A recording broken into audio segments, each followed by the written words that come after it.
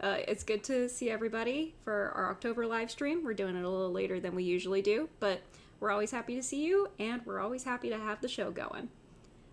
So, as we have said before, as you've heard us talking coming into the show, we have a guest with us today. Anthony, why don't you introduce yourself? Well, hello. Yeah, great to be here. I'm Anthony Pecorella. I'm going to zoom out my camera a little bit so I'm not quite so in. There we go. I've been working with the sales team here for about a month and a half now. My background is primarily I worked at Congregate.com for a little over a decade and did a bunch of different things there, everything from QA to business development to helping run the platform for a bit. But I also was the producer on Adventure Capitalist and helped take that game to mobile. And in that process, I did a lot of study on idle games and the math behind them, and wrote some blog posts that have been often referenced. And I think that's part of how um, these guys found me was they saw this post and reached out. Um, so I have a lot of experience with idle games, and I have been brought on to help consult on the Beyond expansion. And that's why I'm here. Yeah. Yeah. Oh, you go, Andrew. Okay. Awesome. Yeah, we're really happy to have Anthony here. Anthony's going to show us a little bit about how you might tune an idle game, and we're really happy to have him at kind of the tail end of the Beyond progress, just because we've been working so long on this Beyond, and the economy is one of the hardest things to get right. So, getting a little expertise from someone who's seen a lot of idle games, we're hoping is going to just make the gameplay all the bit better. I Um, think you've already started doing that, Anthony. You've been working your numbers magic, and whenever our team's been playtesting, it just keeps getting more and more fun. So Cheers, glad to hear it. we're happy to have you on the stream with us. And if anyone has any questions about progression and what we're doing with that, Anthony's your guy. and also introduce myself for people that are coming to the stream for the first time. My name's Andrew, also known as Lunch. I'm the head director of Solid Singularity. I also do a lot of programming on it. Um, uh, that's who I am. And I'm Emily. I wear many hats, but you can just call me the social media manager for Zelda Singularity. If you watch the live streams a lot, you're familiar with my face. I'm here doing all of the technical stuff in the background and saying hi and everything. So, yeah, it's always good to see you guys. I think we can move on into giving some updates about the Beyond. As we've just talked about before, Anthony joined our team to help with the progression and to make the gameplay more fun. Because before then, we were always running into like some bumps in the road, realizing the progression could be better, and we want to release the game in the best way possible for you guys to make it as fun as it can be right off the bat.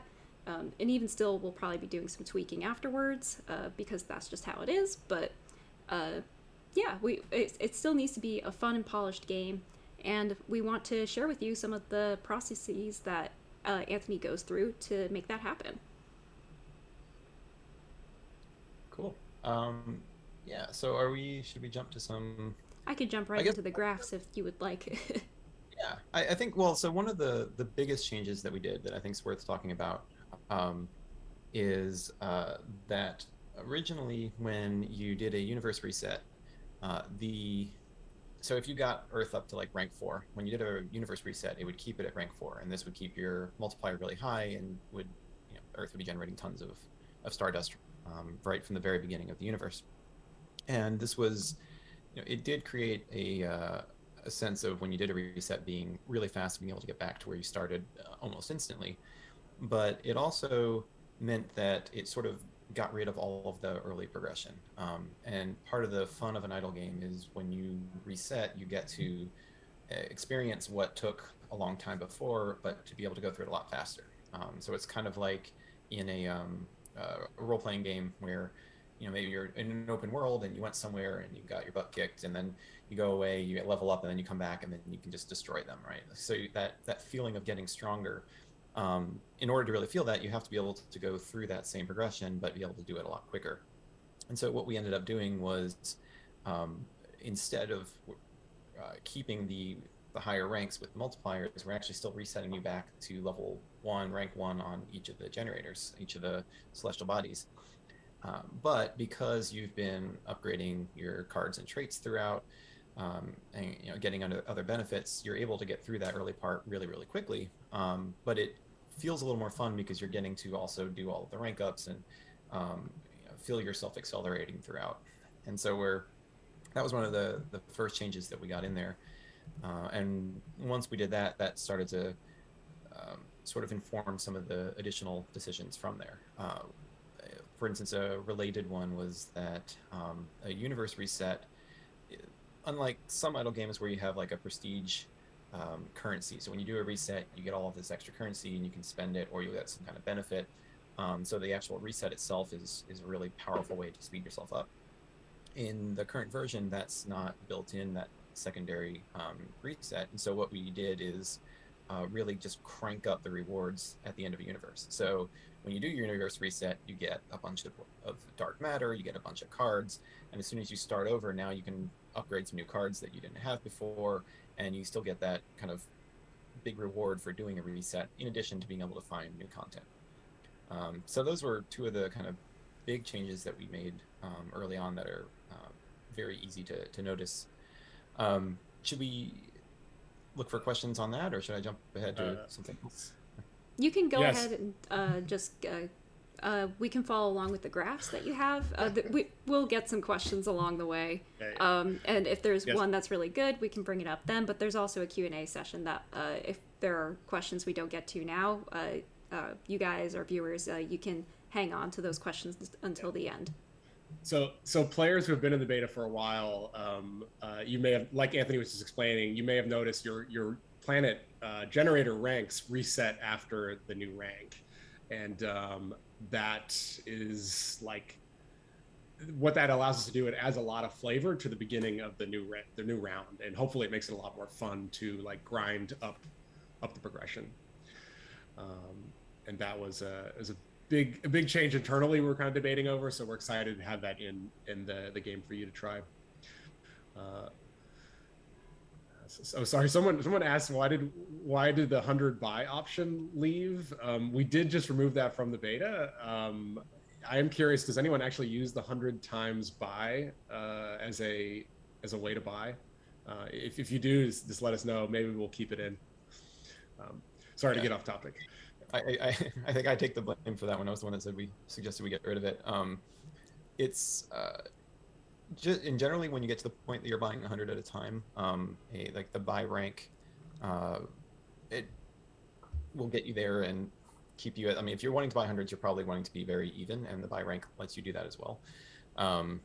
But we also use it lets you kind of cycle through. So if you want to do buy one versus buy max and buy rank, like having one fewer click there, we felt like would make it a little easier to get through them. But yeah, we'll see how what the feedback is on it. Buy rank is, if you're playing the beta, give the buy rank a try. It buys just enough to get you to the next rank, and feels really good. I'm one of those OTP people that always wants to have exactly each rank, like and nothing more, nothing less. So I love that button. Let's see. So we have some stuff on the screen here. So this looks like dark matter over time. Is that the chart? Yeah. So I wanted to show some of the tools that we've been using to be able to try to get the balance to a point that it feels better and more rewarding as you're playing through it. And one part of that is slowing down some parts. And I know it sounds weird, like why are we slowing it down if we want it to be more fun? But part of what creates value is I don't know what happened here.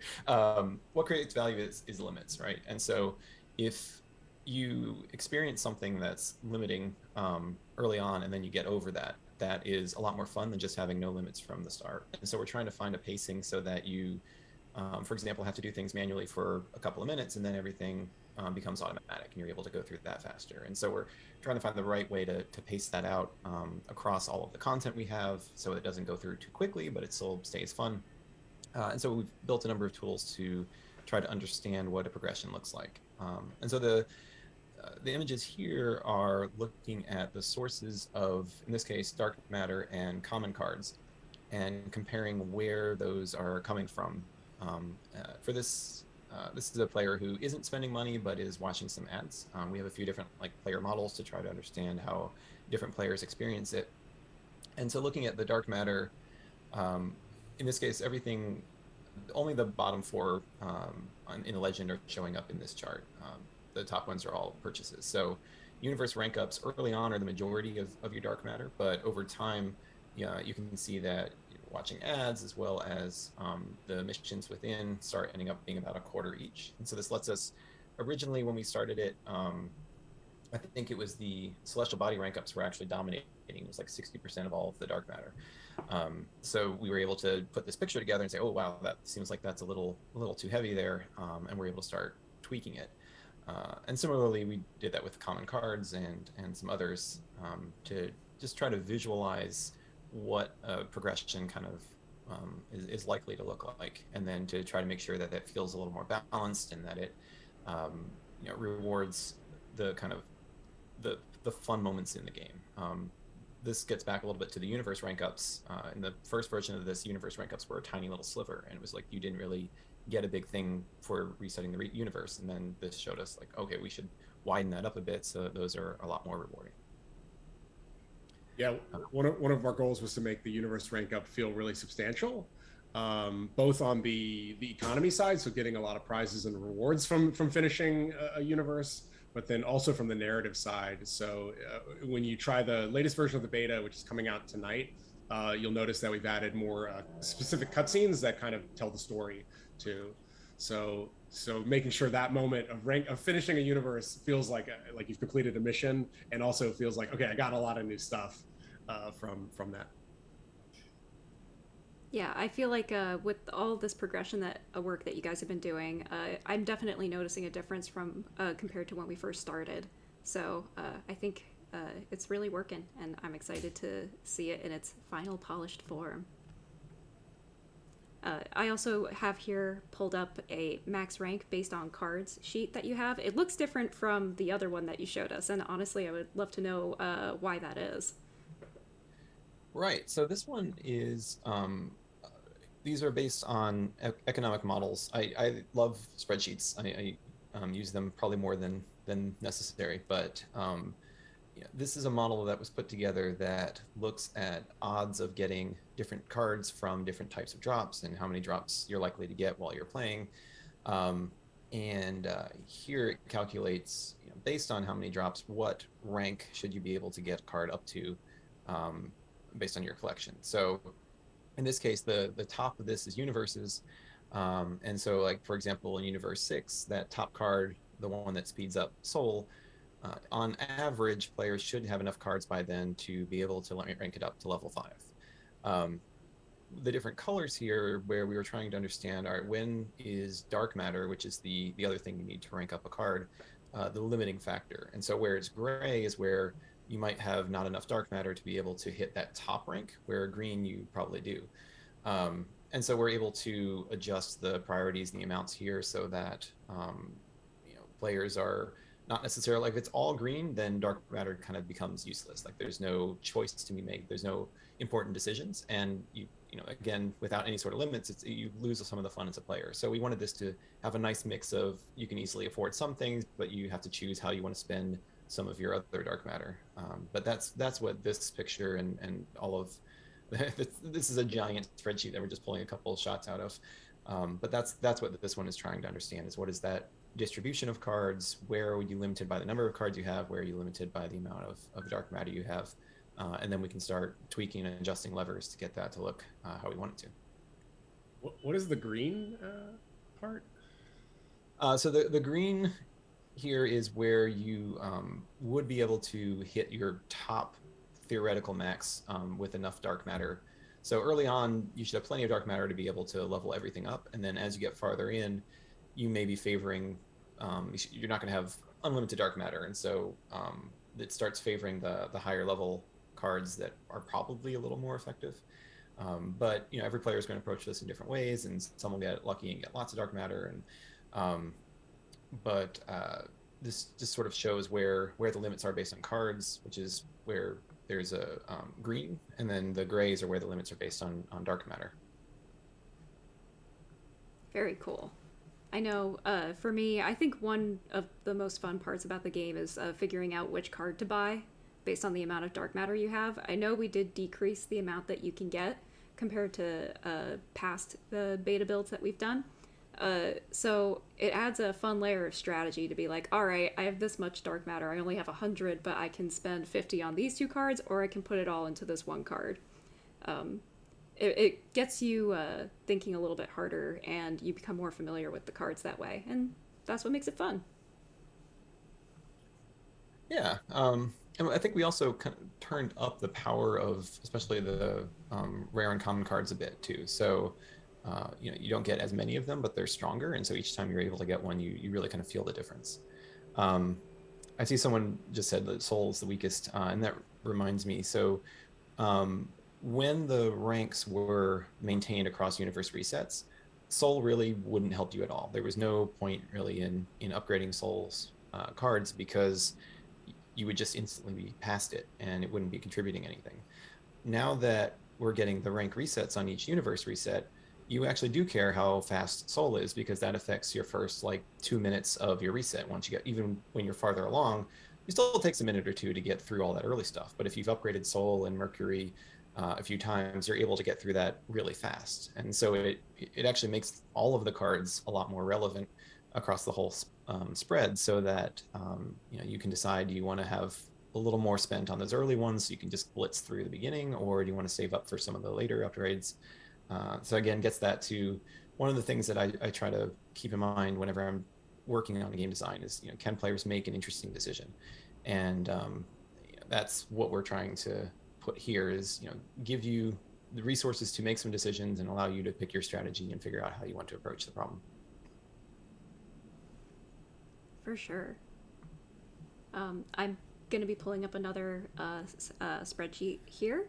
This one is What is this? very interesting. I think it has the least amount of information on it, so I would love to hear what you have to say about this. Sure. So the bottom, the x-axis here is minutes, I think in this case. Yeah.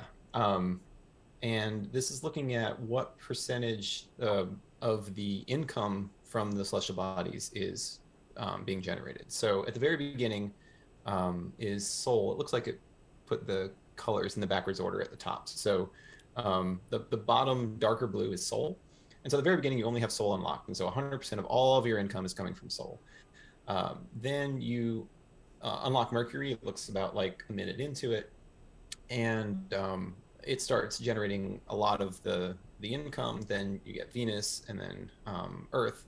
And you can see those whenever you see a drop, like say about 6 minutes in, there's a drop where Earth basically, that's probably hitting Earth's next rank up. And so Earth triples in the amount of income that it's generating, and everything else becomes a little bit smaller. And so this, as we plot these graphs out, we can start to see that, Mars, even early on, is not really much of the income, but once you get about 15 minutes in, now it's generating, almost half of the income, while Soul is just a tiny little sliver. And so as we plot these out, we can see that there's some up and down based on when you hit different ranks. And I've been trying to keep it so that like the last 3 to 5 generators are almost always fairly relevant. Like they will start to fall off a little bit beyond that.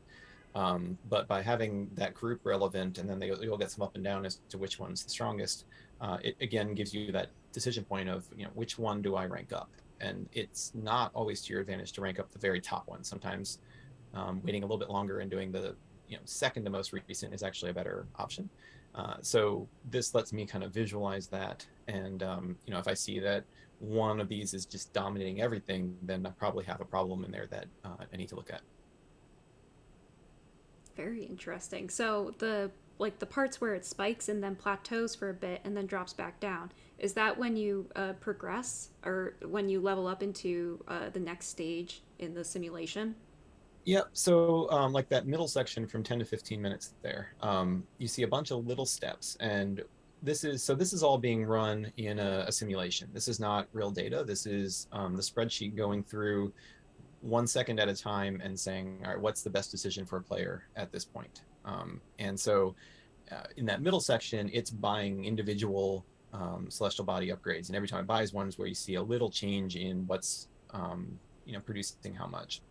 And then in the case of when you get to that 15-minute mark, it looks like actually it's what Mercury hits a big multiplier. And so Mercury, you can see, goes from like a little 10% sliver up to about 20%. So that jump there is where we hit Mercury's ×3. And then just like 2 minutes later, we apparently hit Mars as a ×3 as well. And so Mars becomes really big.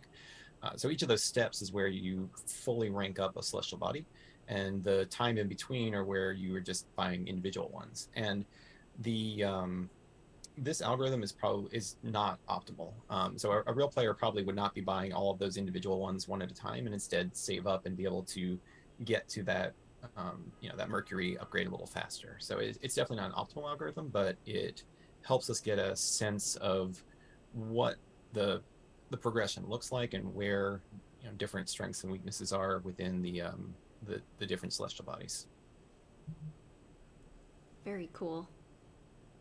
I like all the celestial body changes that have been being put into the game. It feels organic, so I appreciate that.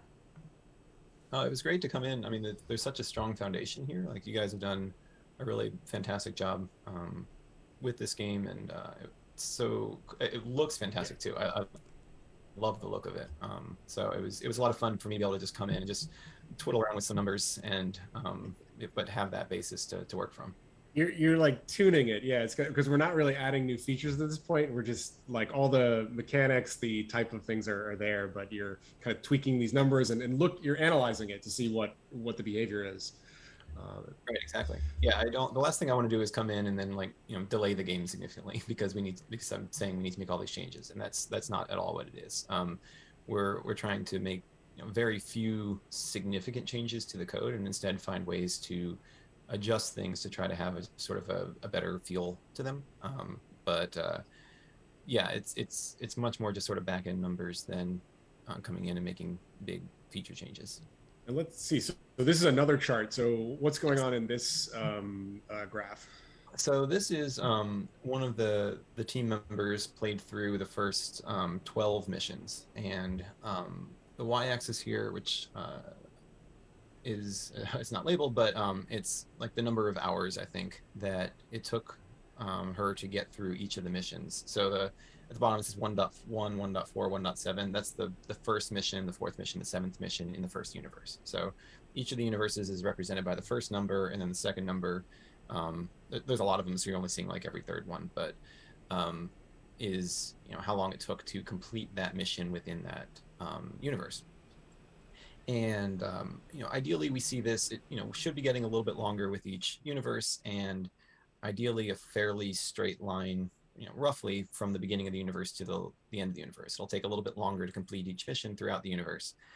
But what we can see here is that something went wrong in universe 6, and there was a huge jump like halfway through, and then another huge jump after that. And so they have this cool tool that records all of this information, and then you can like print it out and look at it, and it becomes very obvious where there are some problems. And 6 is definitely the big one here, and what I'm going to be looking at right after this call, because we just got that this morning. And I mean, everyone plays it a little differently. All the play tests are going to come out different, but they should follow the same rough pattern. And this is just another kind of view to understand. When you have as much data as something like this, data visualization really helps kind of get your head around it. And so this was just a way for us to look and see what's happening in the pattern, instead of just trying to look at a series of numbers and try to read it. Yeah, like seeing what the play is like, because it takes weeks to play through the game, and we don't understand like where it gets slow or where it's too fast or where it gets grindy. So some of these visualizations here really help us to know what's going on. Like for this one, you can see that spike at rank 6. So there's like, oh no, it's too slow there. Let's or too fast or too slow. Yeah, too slow. Right? Really, yeah, too slow. Yeah, so yeah, we'll go through and do that. And right now we're relying heavily on simulation and individual playthroughs. But then once we get this live and are able to get a lot of real player data, we can then do similar types of charts. And you know, if we see that players are getting really stuck somewhere, then we can go in and make adjustments to that. Yeah, and I mean, I think all of the beta testing that's been happening with that has helped as well. So if anyone wants to join the beta testing, it isn't too late. It is a little late in the game, but you're still able to join. I can add a link to that in the comments section. All you have to do is fill out a form, and you'll be good to go after your application is reviewed. Yep, and for beta testers, just so they know, we're putting out a new beta tonight. It just got pushed to Steam. It has a lot of these new progression changes that Anthony's been working on. For iOS players, you can join the test flight, and for Android, it takes a little longer to get you in, but just follow the link that we'll post, or I'll post it. And thank you, Anthony, so much for sharing with us all this information. I think it's really cool to see what you're doing, because I've been seeing the fruits of your labor through beta testing with the team, but I haven't actually been able to see it with all the information explained. So this is very valuable, and I'm sure our audience appreciates it as well. Cool. Yeah. Thanks. You know, I love talking about this kind of stuff, and thanks for letting me show graphs. You know, this really is a lot of the stuff that I do day to day, and my girlfriend has commented that when she sees my screen, that she feels like what I do is what like every kid imagines adults do at work, where they're just like looking at charts of lines going up. That's kind of literally what I look like I'm doing. Yeah. Well, it's really valuable when you actually enjoy doing that kind of work, while I'm sure kids would be like, oh no, I just want to draw pictures all the time, which I get. I am a kid at heart. But I give props to anyone who's able to make numbers look fun. So thank you for doing that, Anthony. Yeah, but this stuff is really important, because like if we don't get the numbers and the tuning right, then it means the players are in through like a really slow grind that's not fun. So we know with the dinosaurs, the progression's a little off in that, or a little too slow. So with the Beyond, we're really working hard to make it a little smoother for everyone. And but because of these idle games, these numbers, they're this crazy big. So it's really quite a challenge, and the level of expertise you need to do it well is quite high. So that's what some of these charts are representing, that process. So that pretty much concludes what the economy changes have been in the Beyond, and how that's been affecting beta testing, both for you guys and for our team, and how that influences our decisions about what's going into the game upon release. So thank you, Anthony, very much for sharing it. Yeah, quite welcome. We have a couple other things to share as well. I know, Andrew, you wanted to share a little bit of information about our Payout visuals that John has been working on, our art director. Yes. Yeah, let's see it. Yeah, so this kind of is on top of what Anthony was talking about, how we're now resetting your generator rank. The highest rank you get when you do the universe rank up, it resets back to 0. And then you have to kind of grind your way up again. But to make that more interesting, we actually increase, whenever you fill up the progress bar, it increases the power of that generator by I think 3 times. We like cube it, so it gets multiplied by 3 every single time. So the first time you fill up the sun, it's going to be 3x. So you'll notice that bar says like payout, and then the next time if you fill it up, you get 50. It's going to go to 27 payout power. So you get these nice steps where you're like leveling up, and it's like boom, it goes up, and then you get to the next step, and it goes up again. And then I think if you level up again, it'll triple to 81 times payout. So what this does when you're starting a new universe rank, because you have to start from the beginning, it's going to make that gameplay a lot more interesting, because you're going to feel, okay, if I just get to this next milestone, I'll get a push of economy power, I'll get more production, and then it makes those early generators a lot more interesting. And the cards that you get to enhance them also become a lot more interesting too, because now you do need, even though Mercury and the Sun are less powerful, because the beginning of each universe rank up, you're optimizing them to get there as fast as possible. They do become part of the gameplay. So we're hoping this results into a more enjoyable beginning of universe ranks. And this is more of the graphics, so you're really like, this is not in motion, but when you guys try the beta later today, it looks really cool. Like when you fill up the thing, it like pops in and this thing like slides out, and it just feels really nice. Also, when you get really late into the game, like you'll be able to zip through like 7 ranks of the planet, and it all stacks, and the animations like affect each other. So it just feels really good to play. So we're excited to have the beta testers try that this evening. Yeah, I would love to hear what everyone's feedback is in the Discord. I think it's really satisfying playing, and then like you see the times X boost going up, and you're like, oh, my payout! Oh my god, it's very satisfying to have the feeling of like seeing all the sparkles and the arrows go up as you get more and more progression happening.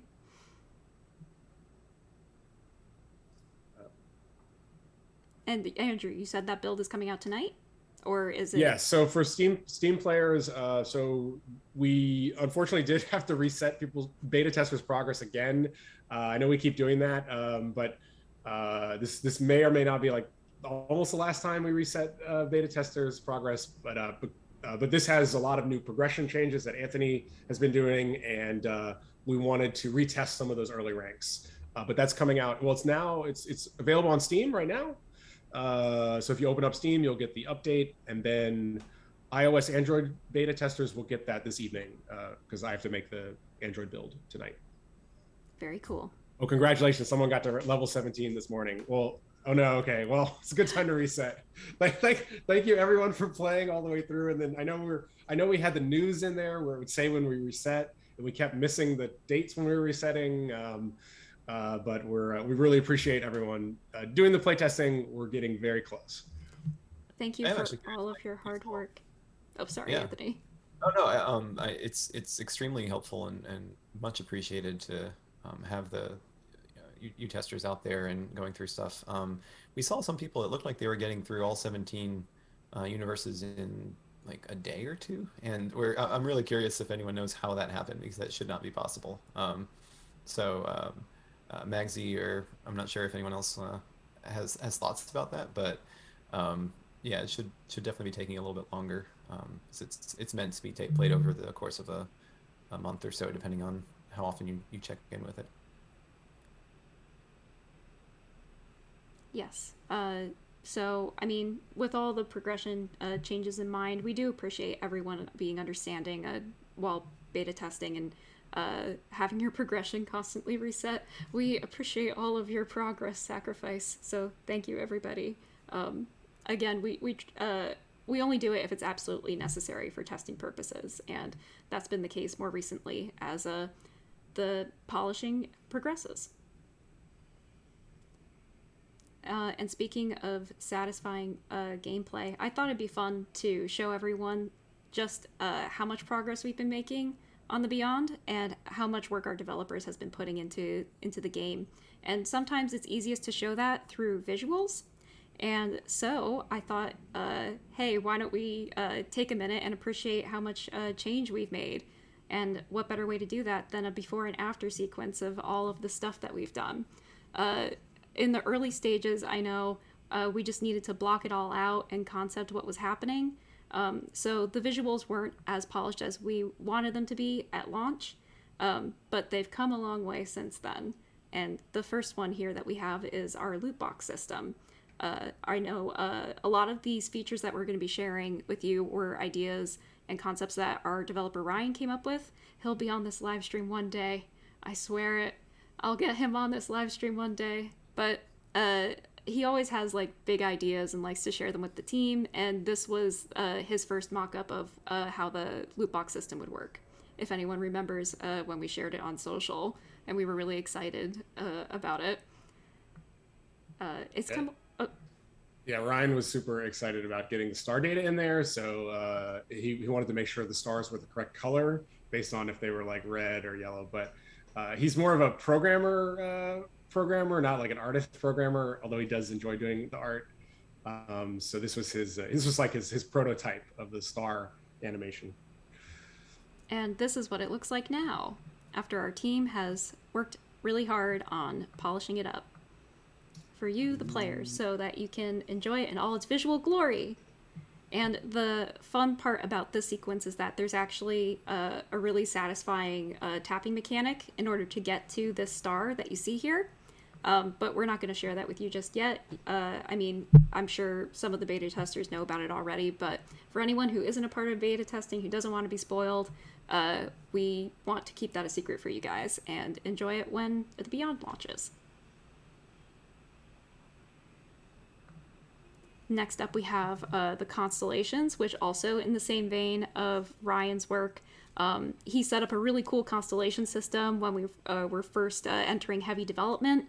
And it was really fun because the constellations are provide a different gameplay aspect to cells. It's not like anything else we've done before.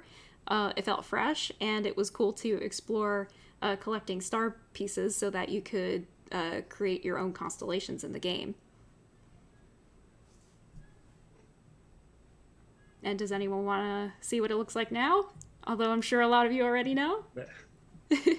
What does it look like? Hooray! Whoa! So much flashier, much flash, much beauty. And I know a lot of you already know. Me, Olga, and Nisa, 3 members of the team, developed created illustrations for the finished constellations that go into the game, and it was a lot of fun putting that in there. Yeah, Olga drew this one. I know that was a lot of fun to make. So it's just fun that in the end, everyone collaborates on these parts of the game together, and that's what it's all about.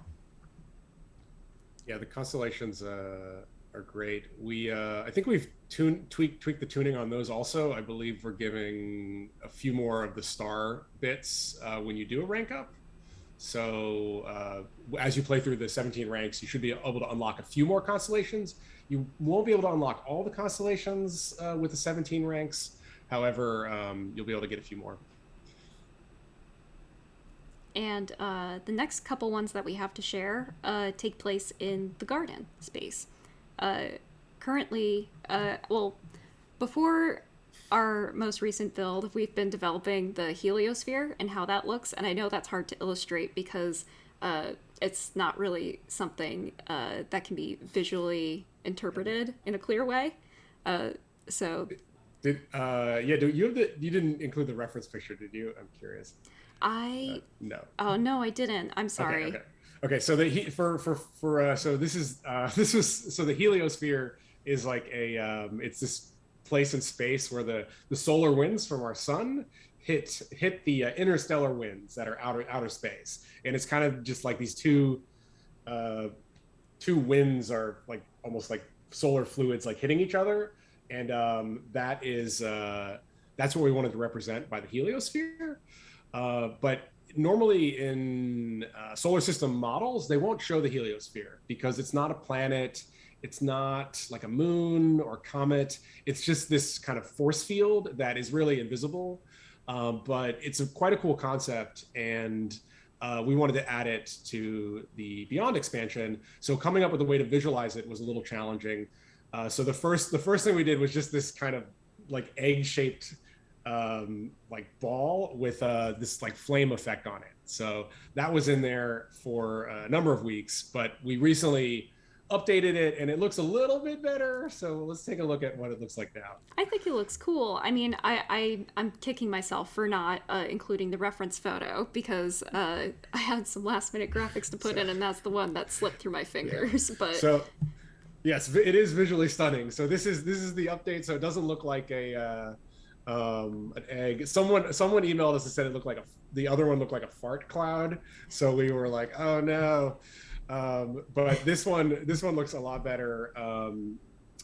This has the way this one works, and when you see it in game, it's affected by where you're looking at it. So it's got a crescent shape that has like these kind of fire movements on it. But as you rotate the solar system around, that shape also moves in interesting ways. And the idea is that it's the sun is actually moving through interstellar space at just really fast speed. So it's kind of like a boat going through water. And that bow shape is kind of the edge of the solar winds hitting kind of the empty water of space or the interstellar space, and it's making kind of that shape. If you guys can visualize like a boat going through water and the ripples created, that's what we're trying to illustrate.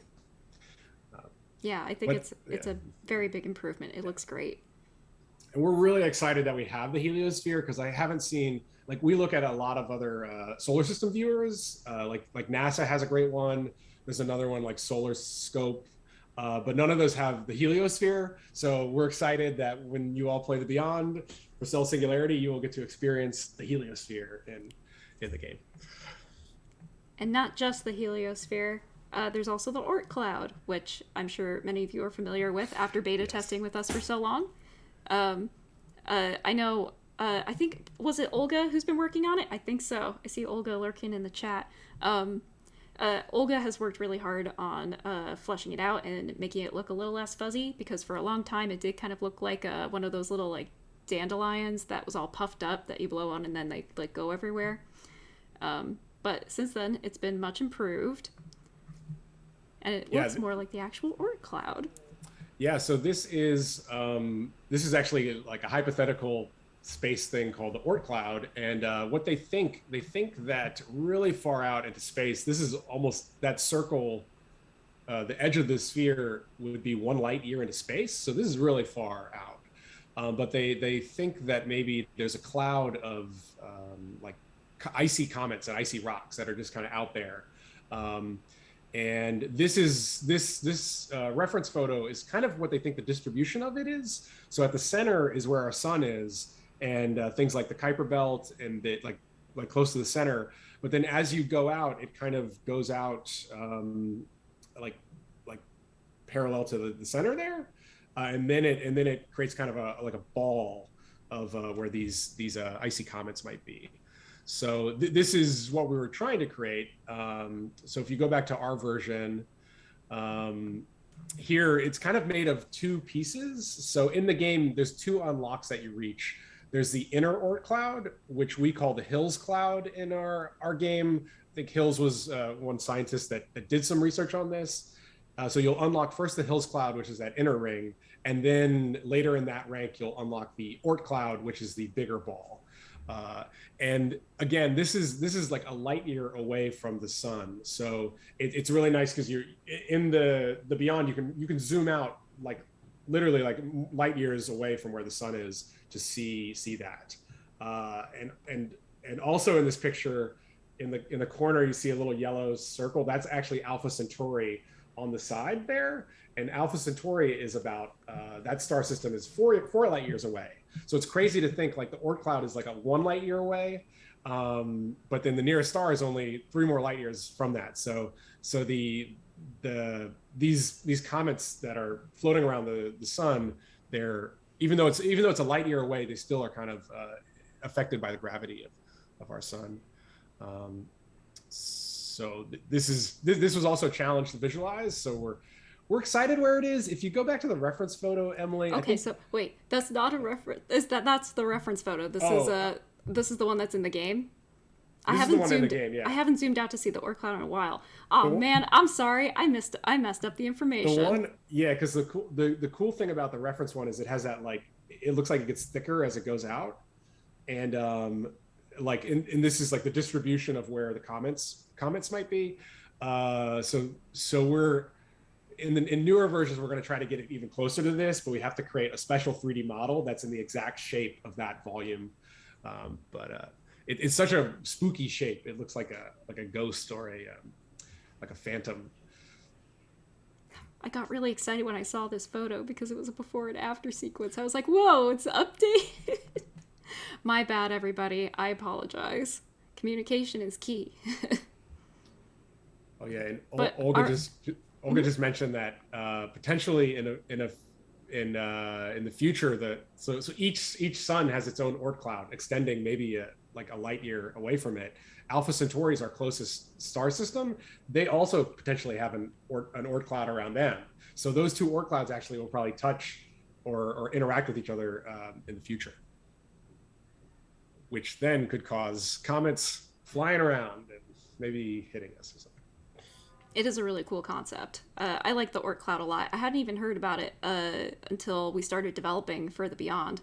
I'm not really a big space buff, so I learned a lot helping out with this expansion and just seeing what everyone's been working on. It's really cool. I hope everyone enjoys the Beyond. And well, this concludes our before and after segment and sharing with you guys some of the visuals that we've been working on for the Beyond. It's not only this that we've been working on, though. There are a couple surprises in store for all of you that we really want to share with you. I know we get a lot of questions about how progress is going for the Beyond and how it's coming along. So just to get you tided over until then, we want to share with you some fun things that are coming up. And the first thing that we want to let you know is that there will be some AMAs happening in our Discord. We are really excited. We're going to be having a special spooky, ethereal guest popping in, and we'll be there to answer some of your questions. The first one that will be coming in and just chatting with you guys, hanging out for a while, will be on October 27th. Just in time for the week of Halloween, if anyone is looking for some Halloween plans. So keep an eye out for that. We'll be sure to make announcements on Discord when that's happening. So Sir H and Adita will be there to help you guys out with that. But yeah, just keep an eye out for when some AMAs are going to be coming your way, because who doesn't love a good AMA in Discord? Are you excited for it, Andrew? Are you going to hang out in the AMA chat when we finally launch it? Yes, I will. Yes, I will be there. Yeah. Cool. We're going to see.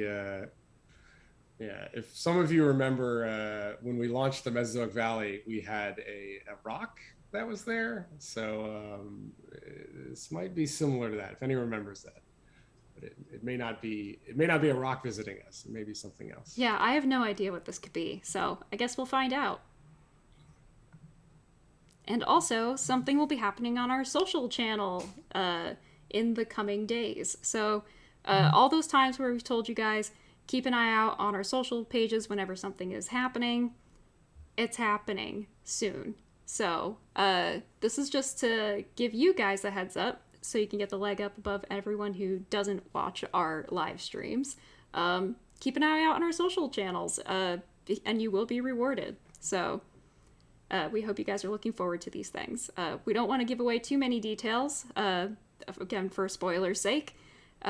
So all we can do now is let you guys get excited, because we're very excited too. Yeah, so make sure to check our social pages early next week. We have some, not really news, but yeah.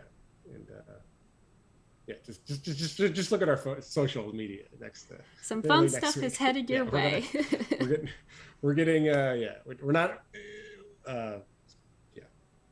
Yeah, you can check it out on Instagram, Twitter, Facebook. If you aren't following on any of those channels, let us know, and we can drop them the links in the comments.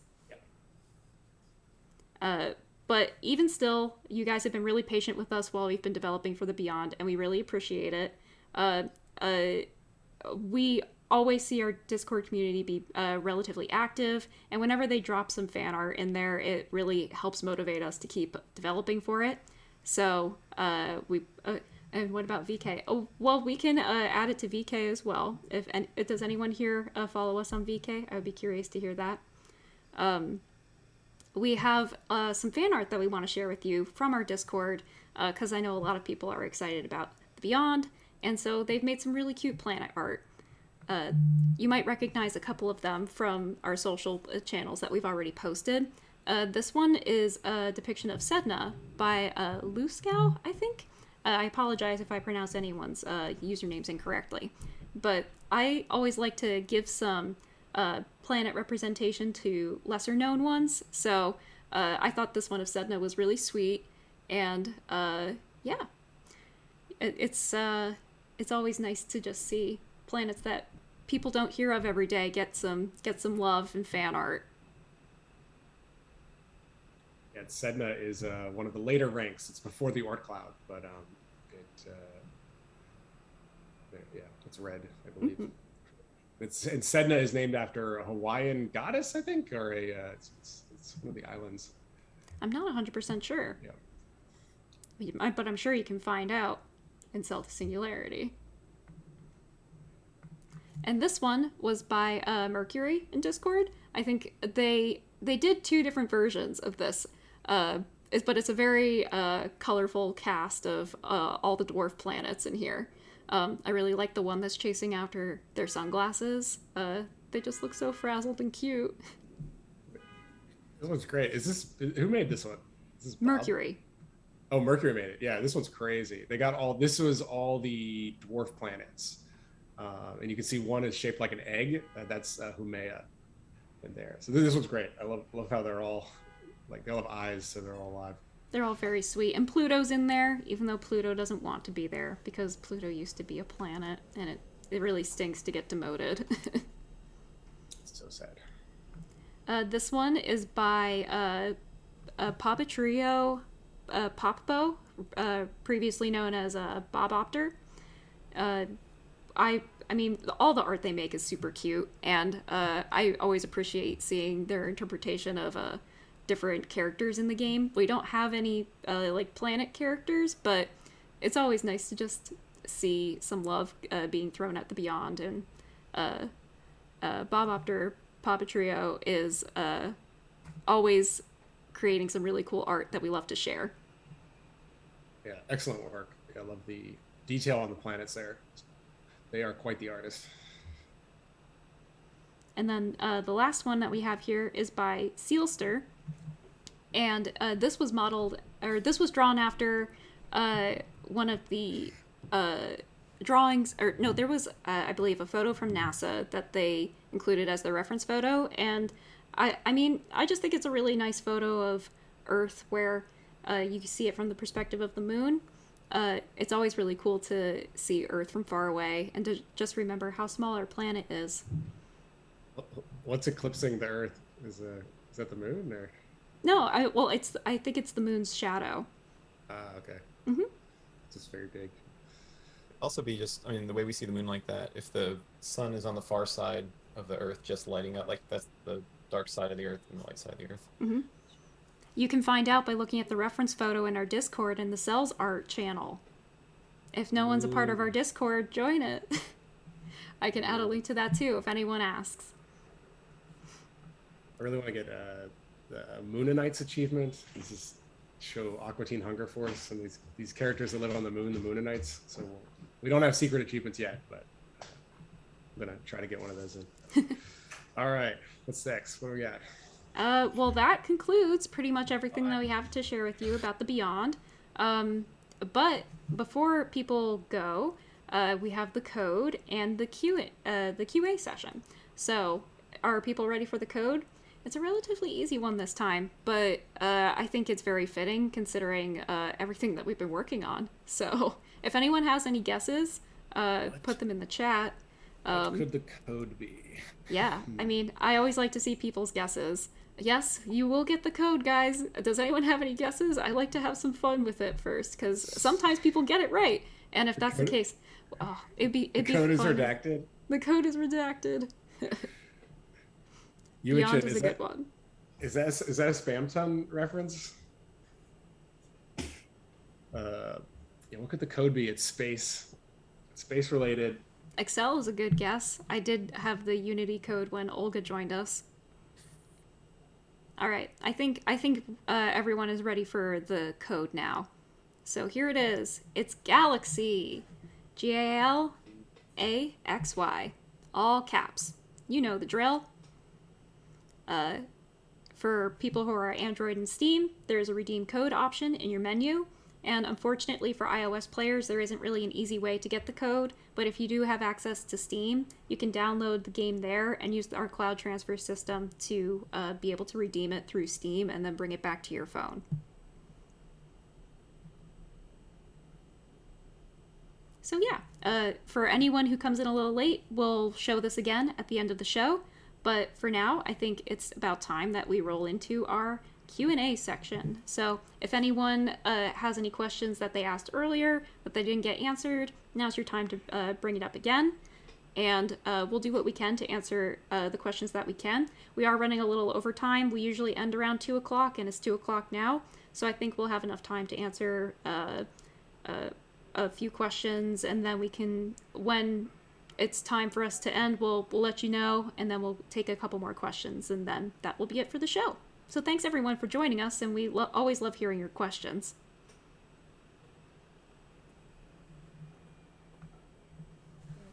Just gonna wait for that to roll in during the delay. I should get like the Jeopardy theme song or something. Will a skip option be added when you rank up something in the Beyond? We're not planning to add a skip option. We're hoping, I know if you've been in the beta, you have to rank up again and again and again. We're hoping for players that are playing it for the first time, it's not too much going through the cutscene for the rank up again. However, if we do get a lot of complaints, we'll try to make the cutscene even faster. My feeling is if you have a cutscene, I'd rather it be worth showing or not show it at all.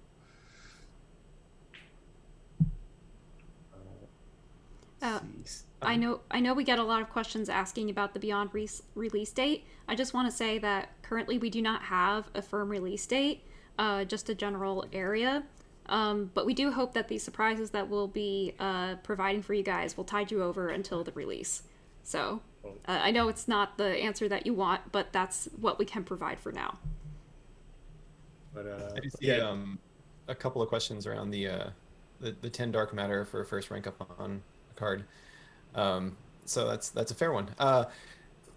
Part of it is a consistency thing.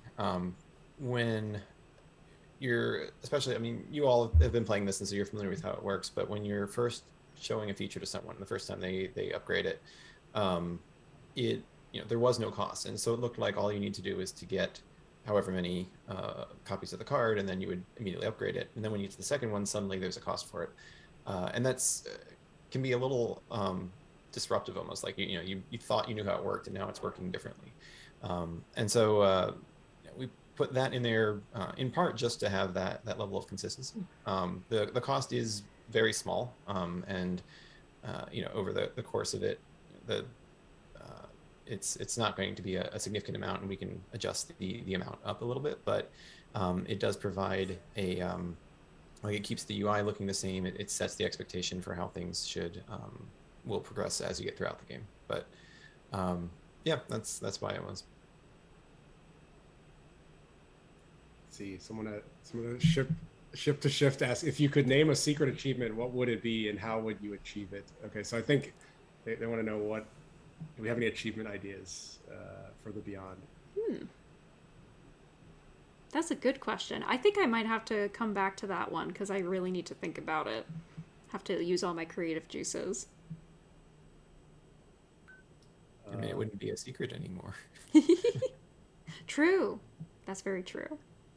I keep seeing, I really like the fan art, and I like that people put eyeballs on the planets, making them like they're real people or something, the planets. But it would be fun if there was a secret achievement that made all the planets really big, and then we put eyeballs on them, so they were like they had souls or something. Actually, I think now, Andrew, you inspired my answer. Okay. I would put Archie in an astronaut suit, have him floating out in space, And if you find him, you'd get an Archie secret achievement. He'll always be there. Maybe he'd be a cyborg. Maybe he'd be a skeleton because he like ran out of oxygen. If you can't tell, Andrew might be getting a little sick of Archie. So if anyone wants to see like new characters in the future, let us know. Oh wait, but the Archie wouldn't work because his head's like, says like a crocodile head. Like it could look like Haumea.